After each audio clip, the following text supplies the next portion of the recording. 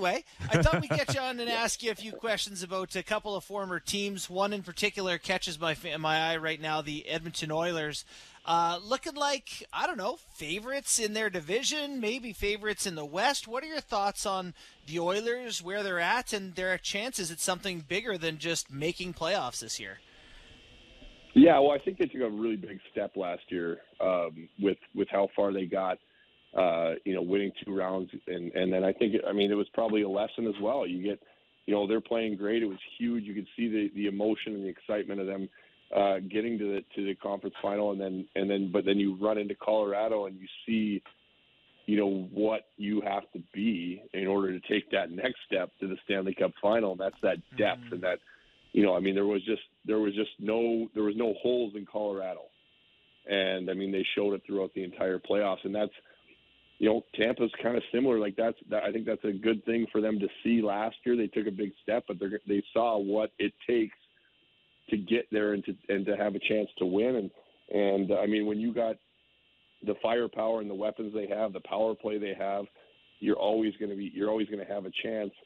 And, they're constantly trying to add that piece. I know there's been lots of rumors, lots of talk about Carlson or Chychrun or adding something, and I'm sure Kenny Holland's going to be searching till the bitter end to add a piece that's going to take them over the edge. But, even in saying that, I think when you got McDavid and Draisaitl and Nuge and these weapons, you're always there and you're always going to have a chance. It's just getting over that next level of, they got over the first level and the second level last year. It's that next level to get all the way to the end. But when you got those guys, it's always a possibility. Devan, I think you're the perfect guy to talk about Jack Campbell. Maybe some similarities where you were both first-round picks, didn't hit it off right away in your career, had to work your way up, and then get to the point where you're both $5 million goalies. And just your overall assessment of what you've seen out of Jack Campbell so far, carrying a big contract, managing it, and ultimately, where do you see his story going for the rest of the year?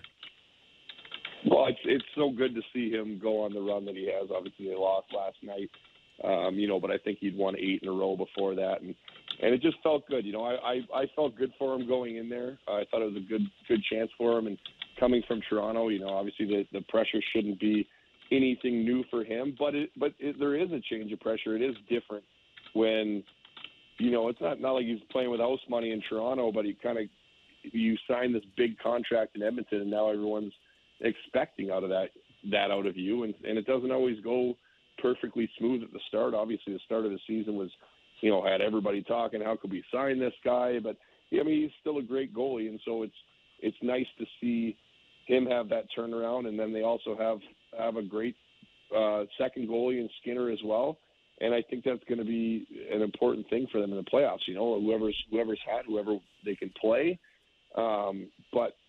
I like Jack Campbell, and I think that he's starting to show now why they gave him that contract, and same thing what he did in Toronto, and he's a big time goalie and he can do it.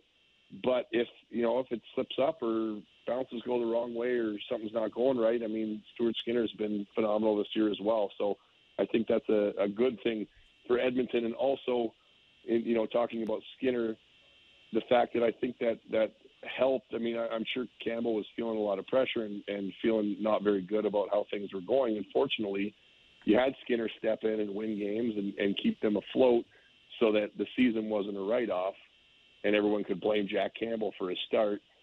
He was able to kind of find his way and get comfortable, and now he's starting to play better, a lot better, and he was able, and they're right in the mix, and like you said, favorites to win that division because they've got 2 goalies now.